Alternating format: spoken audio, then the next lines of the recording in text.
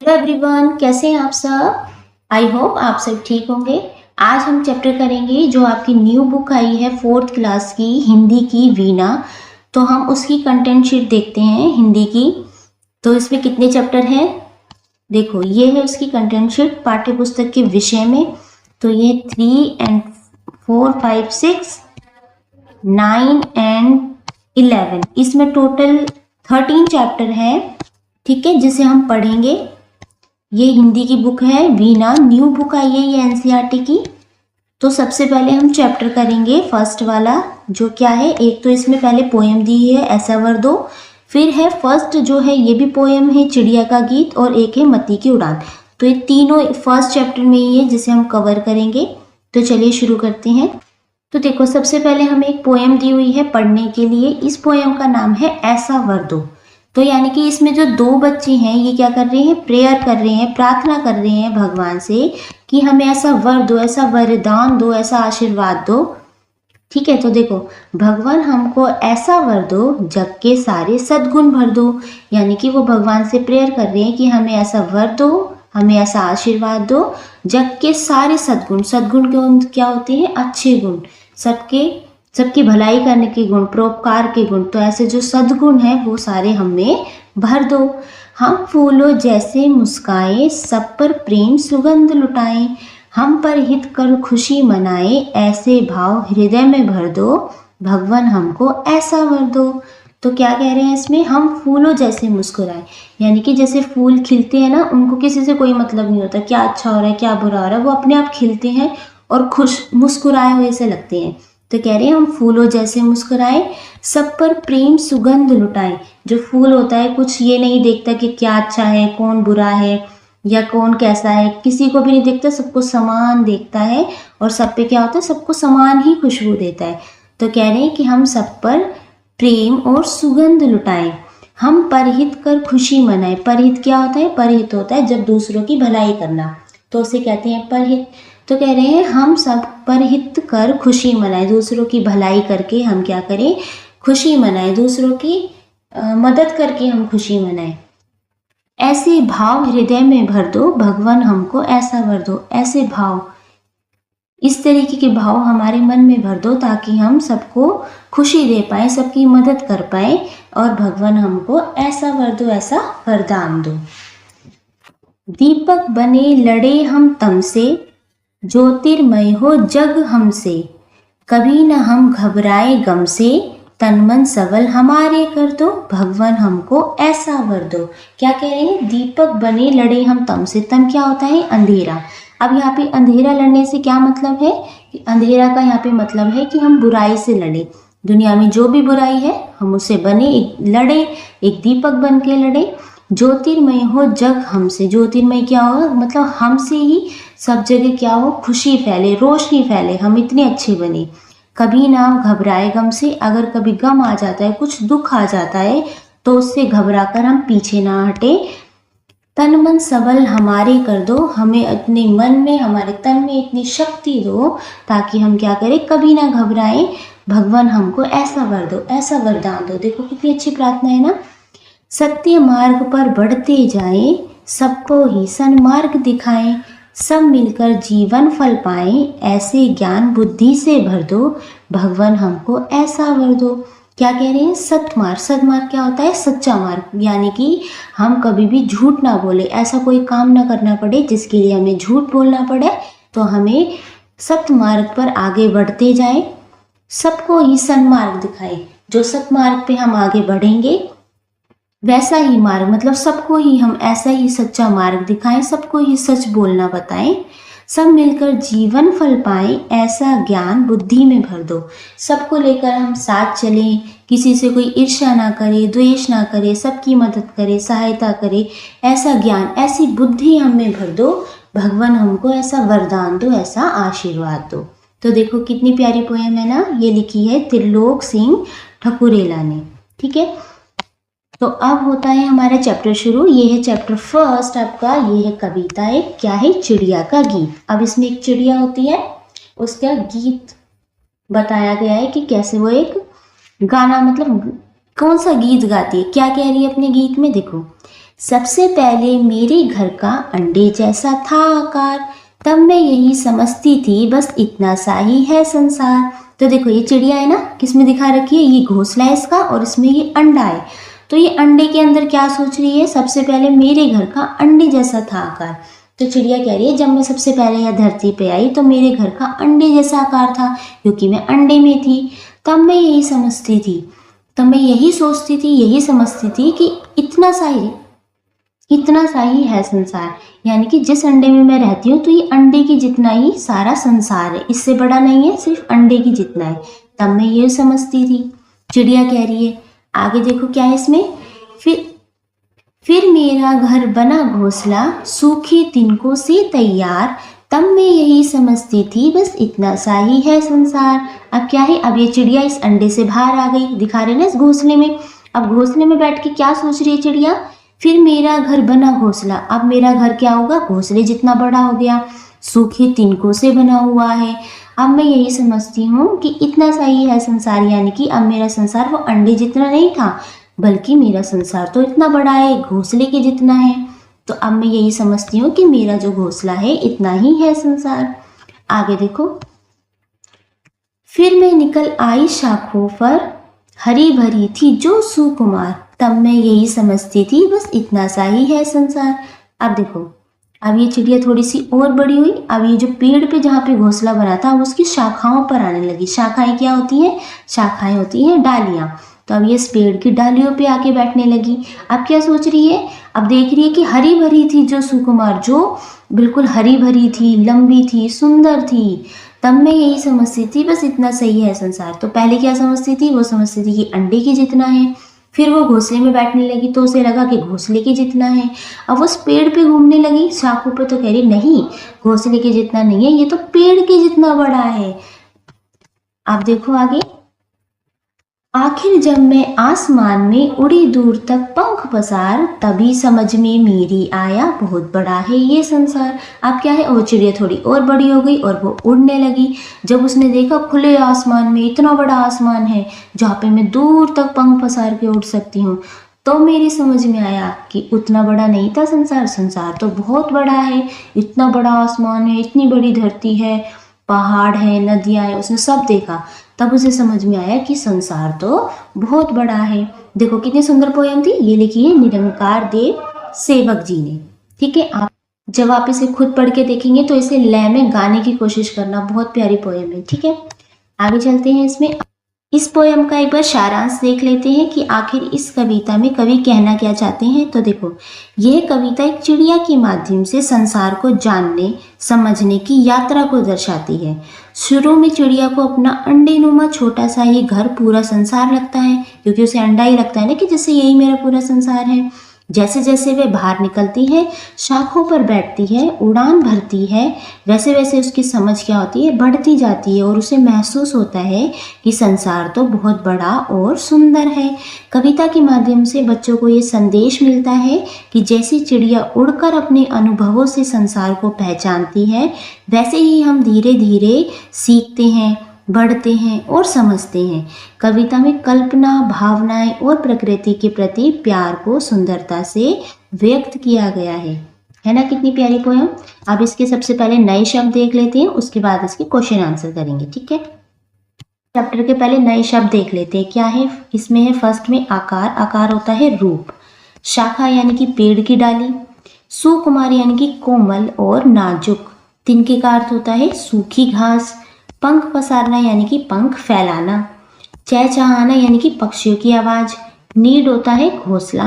कल्पना होता है सोच या विचार। अनुभव यानी खुद की देखी और समझी हुई बात। संसार क्या है, दुनिया और विश्व। तो ये है इसके नए शब्द जो इस कविता में आए हैं। अब इसके क्वेश्चन आंसर देख लेते हैं। बातचीत के लिए तो इसमें पहले 5 क्वेश्चन आंसर दे रखे हैं, इनके आंसर देख लेते हैं। इसमें फर्स्ट क्वेश्चन है, पशु पक्षियों के लिए घर आवश्यक है या नहीं, कारण बताइए। तो आपको बताना है जो पशु पक्षी हैं उनके लिए घर जरूरी है या नहीं है, तो क्यों जरूरी है उसका कारण बताना है। तो इसमें उत्तर फर्स्ट यहाँ लिखा है, हाँ, पशु पक्षियों के लिए घर आवश्यक होता है। घर उन्हें गर्मी, सर्दी, बारिश से बचाता है और वे वहाँ आराम से रह सकते हैं, अपने बच्चों की देखभाल कर सकते हैं और सुरक्षित महसूस करते हैं। इसलिए तो उनके लिए घर भी जरूरी होता है। प्रश्न दूसरा है इसमें, आपके परिवार के सदस्य घर से बाहर क्यों जाते हैं? आपको बताना है। तो इसका आंसर हो जाएगा, मेरे परिवार के सदस्य काम, स्कूल, बाजार या जरूरी कामों के लिए घर से बाहर जाते हैं। प्रश्न तीसरा देखते हैं इसमें, जब परिवार के सदस्य बाहर जाते हैं या बाहर से आते हैं तो आपको कैसा लगता है और क्यों? तो इसका आंसर हो जाएगा, जब वे बाहर जाते हैं तो मैं उन्हें याद करता हूँ या करती हूँ, और जब वे वापस आते हैं तो बहुत खुशी होती है क्योंकि घर में सब फिर से साथ होते हैं। प्रश्न चौथा है इसमें, जब कोई अतिथि आपके घर आता है, अतिथि यानी कि कोई भी मेहमान या गेस्ट आपके घर आते हैं या आप किसी संबंधी के यहाँ जाते हैं तो आपको कैसा लगता है? तो आपको बताना है। तो इसका आंसर हो जाएगा 4, मुझे बहुत अच्छा लगता है क्योंकि हम मिलकर बातें करते हैं, खेलते हैं और अच्छा समय बिताते हैं। प्रश्न 5वां है इसमें, क्या आपको लगता है कि पक्षियों की तरह हम भी धीरे धीरे बड़े होते हैं और फिर उनकी तरह ही संसार देखते हैं? अपने अनुभव साझा कीजिए। अब आपको अपने एक्सपीरियंस बताने हैं। तो देखो, ये है इसका आंसर 5। हाँ, मुझे भी ऐसा लगता है। जब मैं छोटा था तो मुझे लगता था कि मेरा घर ही सब कुछ है, लेकिन अब जब मैं स्कूल जाता हूँ तो मुझे पता चलता है कि दुनिया बहुत बड़ी है। मैंने पहली बार जब हवाई जहाज को देखा तो मुझे अचरज हुआ, अचरज यानी कि हैरानी हुई। तभी समझ में आया कि संसार सच में बहुत बड़ा है, यानी कि जहाँ पे हम रहते हैं सिर्फ उतनी ही दुनिया नहीं है, दुनिया बहुत बड़ी है। आगे देखते हैं इसमें। अब है कविता की बात। प्रश्न पहला है इसमें, नीचे दिए गए प्रश्नों में 4 विकल्प दिए गए हैं, यानी कि 4 ऑप्शन है। प्रश्नों के उत्तर में से एक से अधिक विकल्प भी सही हो सकते हैं। तो जो आंसर है उसमें से एक से ज्यादा भी आंसर हो सकते हैं। जैसे कि इसमें प्रश्न का पूछा है, घोंसले से संबंधित उपयुक्त वाक्यों को चिन्हित कीजिए। तो घोंसला पक्षियों को रहने का घर होता है। हाँ, बिल्कुल सही है क्योंकि पक्षी घोंसले में रहता है, इसलिए हो जाएगा ठीक। फिर एक घोंसला सूखे तिनकों से बनाया जाता है। जो सूखे तिनके होते हैं ना, हरी जो घास होती है वो सूख जाती है, तो बिल्कुल ठीक है, उससे बनाया जाता है।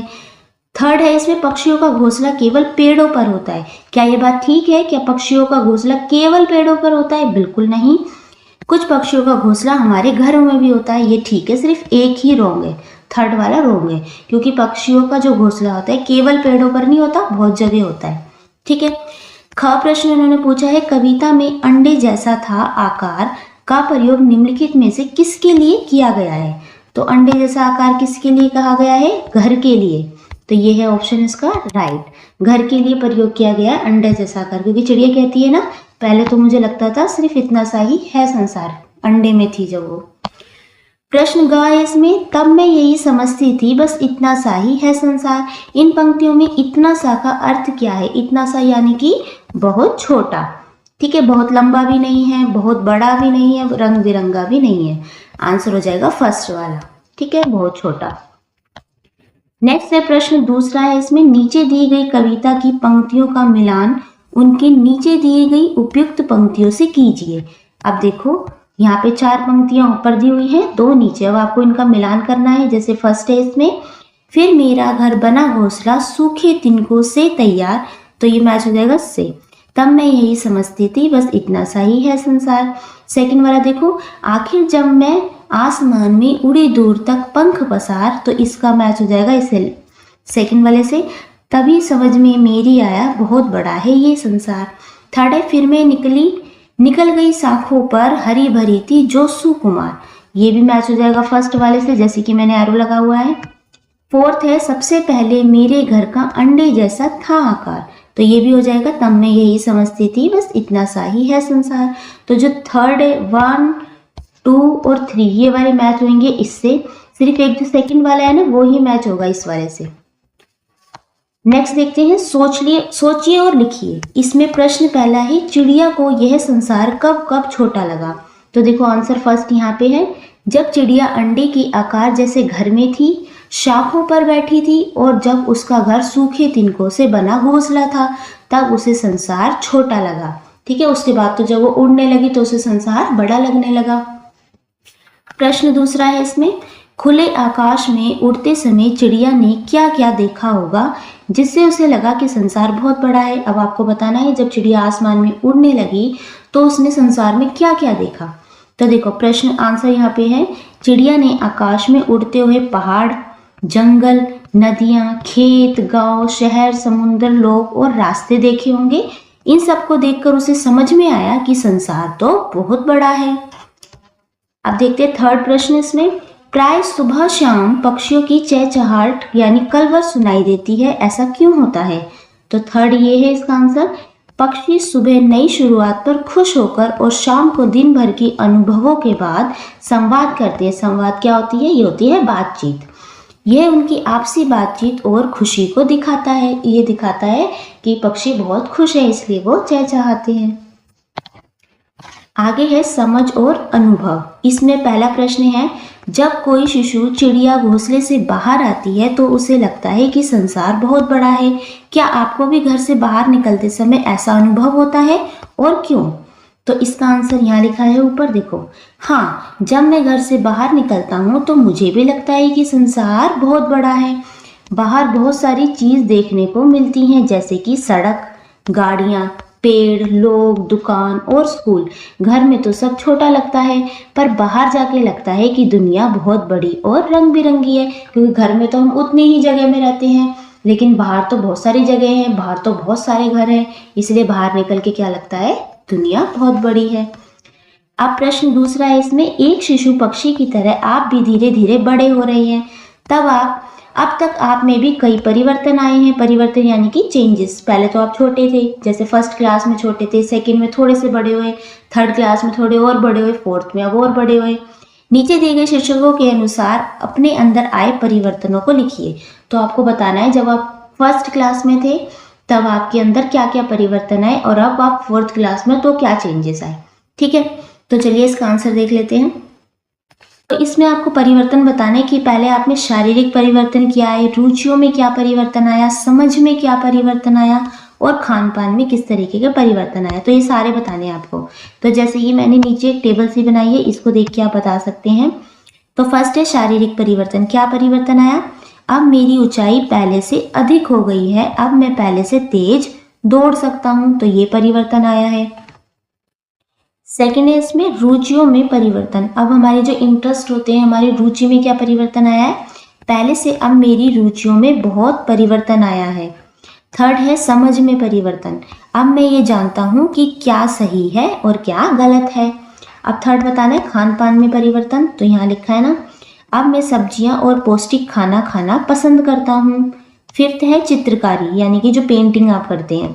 अब मुझे पेंटिंग करना बहुत अच्छा लगता है। पहले क्या होता था, पहले कलर गिर जाते थे, नहीं पसंद होता कई बच्चों को, लेकिन बाद में क्या होता है, चेंजेस आ जाते हैं।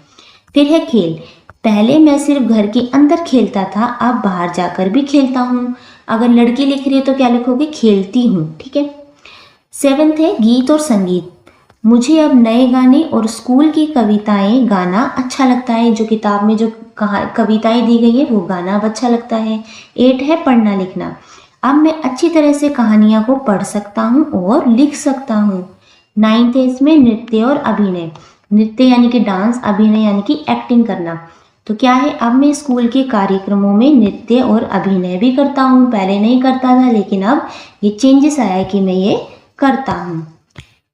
नेक्स्ट है प्रश्न 3 है इसमें, पहले चिड़िया को लगता था कि यह संसार बहुत छोटा है परंतु सच्चाई कुछ और ही थी।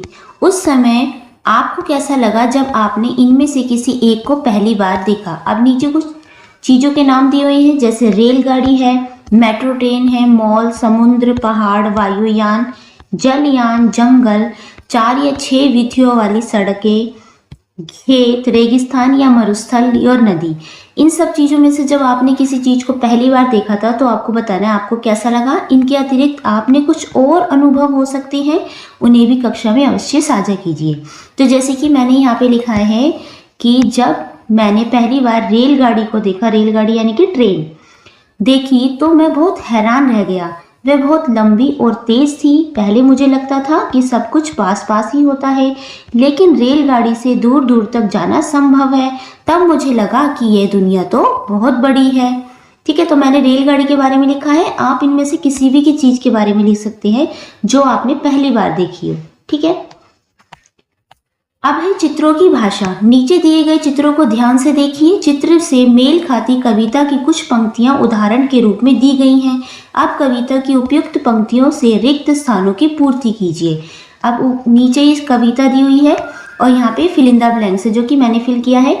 तो इसमें क्या लिखा है, पहले कविता पढ़ लेते हैं। आखिर जब मैं आसमान में उड़ी दूर तक पंख पसार, तभी समझ में मेरी आया बहुत बड़ा है ये संसार। और फिर इसके नीचे और क्या लाइंस होंगी, कविता ही लिखनी है आपको। फिर मैंने लिखा है, सबसे पहले मेरे घर का अंडे जैसा था आकार, तब मैं यही समझती थी बस इतना सा ही है संसार। तो आपको ये कविता ही लिखनी है यहाँ पे। ठीक है, नेक्स्ट है अनुमान या कल्पना। अब आपको इन क्वेश्चंस के आंसर देने हैं। तो इसका फर्स्ट क्वेश्चन पढ़ते हैं हम। पहला है, कविता की पंक्ति है, आखिर जब मैं आसमान में उड़ी दूर तक पंख पसार, चिड़िया ने अंततः इतनी दूर तक उड़ान क्यों भरी होगी। तो आपको बताना है कि चिड़िया ने उड़कर इतनी दूर क्यों गई। तो देखो प्रश्न इसका पहला है उत्तर, चिड़िया दुनिया को देखना चाहती थी। जो चिड़िया थी वो क्या चाहती थी, वो दुनिया को देखना चाहती थी। वह जानना चाहती थी कि उसके घोंसले से बाहर और क्या क्या है। नई नई जगहों को देखने और अनुभव बढ़ाने के लिए उसने दूर तक उड़ान भरी। प्रश्न दूसरा है इसमें, पक्षी खुले आकाश में बहुत दूर तक उड़ते हैं। लंबी दूरी, हजारों पेड़ों और सैकड़ों घोंसलों के बीच पक्षी अपना घोंसला कैसे ढूंढते होंगे। अब आपको बताना है, अब पक्षी का तो घोंसला एक जगह रहता है, एक पेड़ पे रहता है। जब पक्षी इतनी दूर उड़ के चला जाता है तो वो अपने घोंसले का पता कैसे लगाता है। तो इसका आंसर है, पक्षियों की स्मरण शक्ति बहुत तेज होती है। स्मरण शक्ति यानी कि याद करने की शक्ति। वे अपने घोंसले के आसपास की जगहों को पहचान कर रास्ता याद रखते हैं। कुछ पक्षी सूरज की दिशा, हवा और पेड़ों की गंध से भी पहचान कर अपना घोंसला ढूंढ लेते हैं। तो पेड़ों की गंध होती है, स्मेल को भी ध्यान रखते हैं। ठीक है, और रास्ता भी याद रखते हैं। तो ऐसे क्या करते हैं, वो अपने घोंसले को ढूंढ लेते हैं। अब प्रश्न तीसरा देखते हैं, पक्षियों ने आकाश में उड़कर जाना कि संसार बहुत बड़ा है। हमारे पूर्वजों को यह बात कैसे पता चली होगी। पूर्वज कौन है, पूर्वज वो है जो हमसे पहले यहाँ रहते थे, इस धरती पर रहते थे, जो अब नहीं है। तो देखो, तो इसका उत्तर देखते हैं थर्ड का, हमारे पूर्वज जंगलों में घूमते थे, नदियों के किनारे बसते थे और लंबी यात्राएं करते थे। यानी वो नदियों के किनारे रहते थे, लंबी लंबी यात्राएं करते थे। धीरे धीरे उन्होंने नए स्थान को दिखा और अनुभव किया। तो उन्होंने धीरे धीरे नए स्थानों को देखा कि वो कैसे है, कितनी दूर पे है, कैसे जाया जाता है, जिससे उन्हें समझ में आया कि यह संसार तो बहुत बड़ा है। जितनी जगह में हम रहते हैं उतना बड़ा नहीं, बहुत बड़ा है। प्रश्न चौथा है इसमें, जब आप कहीं बाहर जाते हैं तो घर के बड़े बूढ़े आपको कुछ निर्देश देकर भेजते हैं। क्या पक्षियों के माता पिता भी उन्हें उड़ने के पूर्व कुछ निर्देश देते होंगे? यदि हाँ, तो वे निर्देश क्या क्या हो सकते हैं? तो आपको बताना है, जब आप कहीं बाहर जाते हैं तो आपको बताया जाता है कि घर जल्दी आ जाना। कुछ इंस्ट्रक्शन दिए जाते हैं कि ये काम करना है, घर जल्दी आ जाना, और अगर सड़क पे जा रहे हो तो रोड के किनारे जाना, है ना। तो इस तरीके से अब आपको बताना है कि जो पक्षी होते हैं वो उड़ते हैं तो उनके माता पिता भी उनसे कुछ बोलते होंगे। तो इसका आंसर हो जाएगा हाँ, पक्षियों के माता पिता भी शायद अपने बच्चों को उड़ने से पहले सावधानी बरतने की सीख देते होंगे। जैसे दूर मत जाना, जैसे पक्षी अपने बच्चों को कहते होंगे बहुत दूर उड़कर मत जाना। ऊंचाई पर ध्यान से उड़ना, जब ऊंचे उड़ोगे तो ध्यान से उड़ना है। बड़े बड़े पक्षियों से बच के रहना है। खाना ढूंढते समय सतर्क रहना है। सही समय पर वापस घोंसले में लौट आना है। तो ये कुछ बातें हैं जो पक्षी अपने बच्चों से बोलते होंगे जब बच्चे उड़ते होंगे। ठीक है, इस तरीके के क्वेश्चन आंसर है। नेक्स्ट है इसमें कल्पना की उड़ान। अब नीचे कुछ एक कहानी सी दी हुई है जिसे पढ़ते हैं। देखो, हर कोई पक्षी बनकर आकाश में उड़ना चाहता है। कल्पना कीजिए कि आप सभी खुले आकाश में पंख फैलाकर उड़ रहे हैं। अब आपको बताने कि हर कोई ये चाहता है कि मैं भी आकाश में उड़ सकूं, काश मेरे पंख होते। ठीक है, ये इमेजिन करना है, आपको सोचना है कि मेरे पंख हैं और मैं खुले आकाश में पंख फैलाकर उड़ रही हूँ। कोई पहाड़ों के ऊपर उड़ रहा है, कोई समुद्र के ऊपर, कोई क्रिकेट मैच देखते हुए उड़ रहा है, तो कोई विवाह के भोज का आनंद लेते हुए उड़ रहा है। आपको कल्पना करके कक्षा को बताना है कि आप ऊपर से नीचे क्या क्या देख रहे हैं।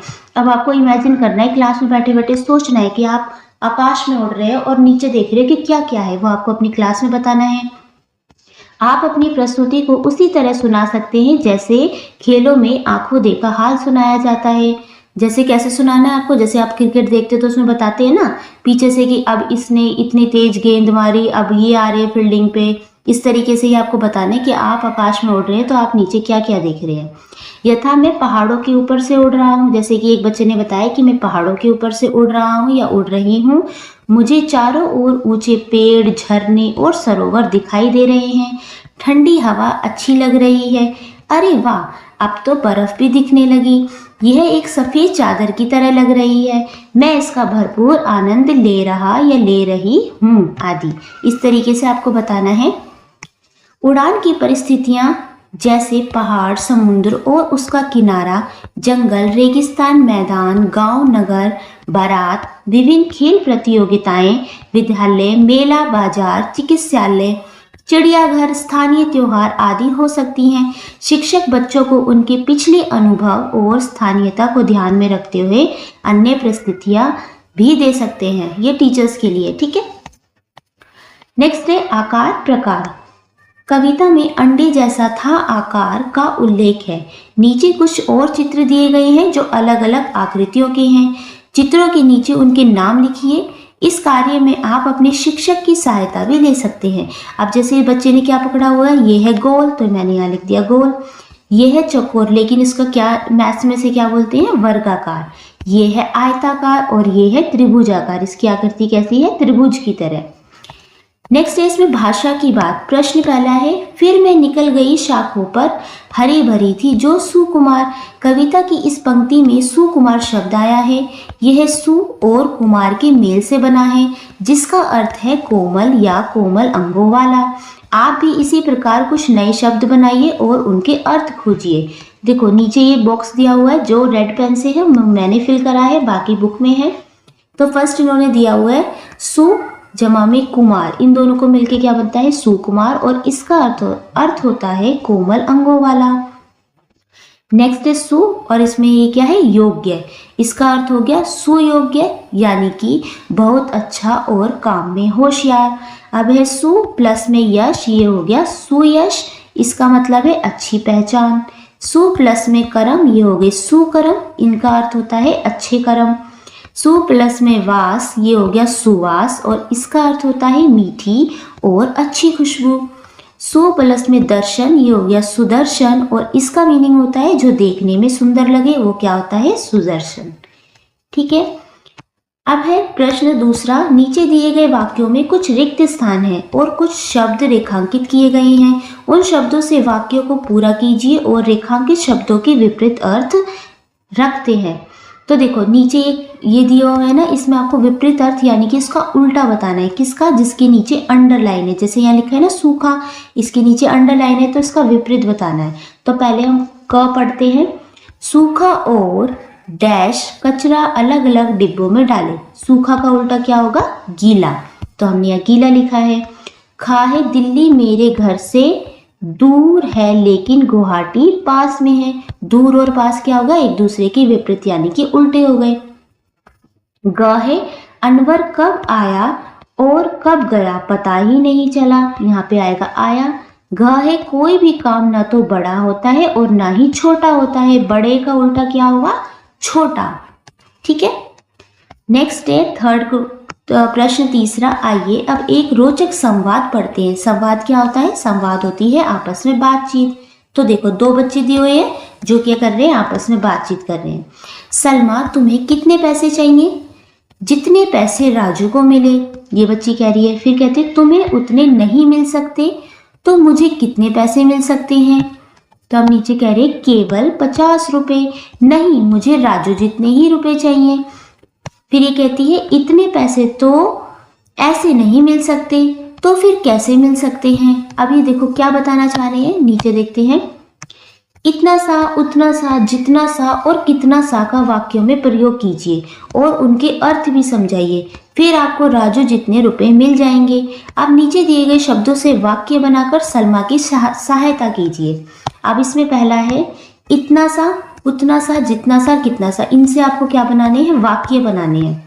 तो जैसे कि मैंने पहले से बनाया है, इतना सा का अर्थ बना है मुझे इतना सा ही चॉकलेट का टुकड़ा मिला। आप चाहे तो कोई से भी वाक्य बना सकते हैं, जैसे कि मैंने बनाया ना, इतना सा ही चॉकलेट का टुकड़ा मिला, या आप बता सकते हैं मेरे को इतना सा ही रोटी का टुकड़ा मिला। ठीक है। सेकंड है उतना सा, मुझे उतना सा काम ही करना था जितना तुमने कहा था। थर्ड है जितना सा, मुझे जितना सा खाना चाहिए था उतना मिल गया। फोर्थ है कितना सा, उसने कितना सा अच्छा काम किया और सब खुश हो गए। तो ये मैंने इनके वाक्य बनाए। आप और भी वाक्य बना सकते हैं, जरूरी नहीं है आपको ये ही लिखने हैं। ठीक है। नेक्स्ट है पाठ से आगे। पक्षी भोजन की खोज में घोंसले से बाहर उड़ते हैं। ये जानना रोचक होगा कि कौन सा पक्षी क्या खाता है। नीचे कुछ पक्षियों के नाम दिए गए हैं, पता कीजिए कि वे क्या खाते हैं। तो देखो ये बॉक्स है, इस तरफ लिखे हैं पक्षियों के नाम और इस तरफ है उनका भोजन। तो सबसे पहले है बाज। बाज क्या खाता है, छोटे जीव जंतु, चूहे, सांप आदि, इन सबको खाता है। दूसरे पे हंस, ये खाता है जलीय पौधे, यानी जो पौधे जल के अंदर होते हैं, मछलियाँ, दाना आदि। फिर है तोता, ये खाता है फल, बीज और हरी सब्जियां। फिर है बगुला, ये खाता है मछलियाँ, छोटे जलीय जीव, जो जल के अंदर छोटे छोटे जीव रहते हैं ना, उन्हें खाता है। फिर है कबूतर, ये खाता है अनाज के दाने, चावल, बाजरा आदि। उल्लू क्या खाता है, ये चूहे, छोटे पक्षी और कीड़े मकोड़े, उल्लू ये खाता है। अब है कलाकारी।